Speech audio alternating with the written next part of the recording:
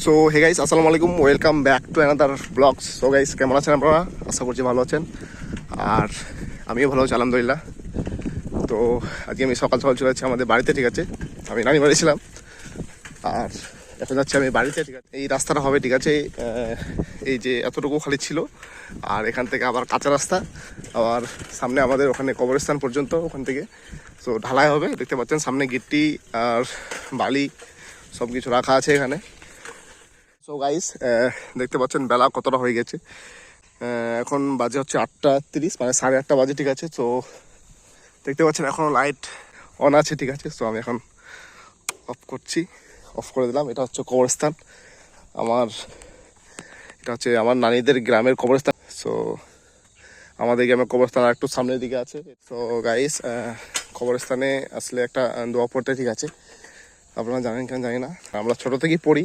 আমার বাবা, মানে আমরা তো যা আসি করি এদিক থেকেই আমি বাড়িতে, তো আমার বাবা ছোটো থেকে আমাদের শিখিয়ে দিয়েছিল দোয়াটা, ঠিক আছে।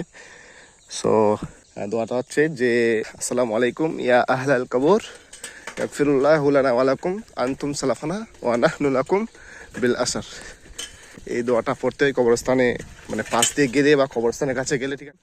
আমার সামনে বালি আর গিট্টি, খুবই একটা ডেঞ্জারাস সিচুয়েশন, মানে পার করতে হচ্ছে।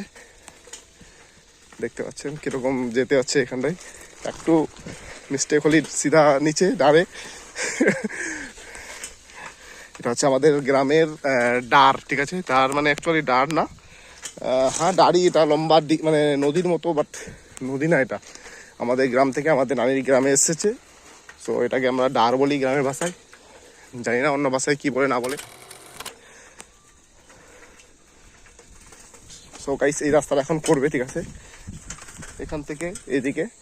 আর এটা হচ্ছে আমাদের কবরস্থান, ঠিক আছে, দেখতে পাচ্ছেন। আসসালামু আলাইকুম ইয়া আহলাল কবর ইয়াগফিরুল্লাহু লানা ওয়া লাকুম আনতুম সালাফানা ওয়া নাহনু লাকুম বিল আসার।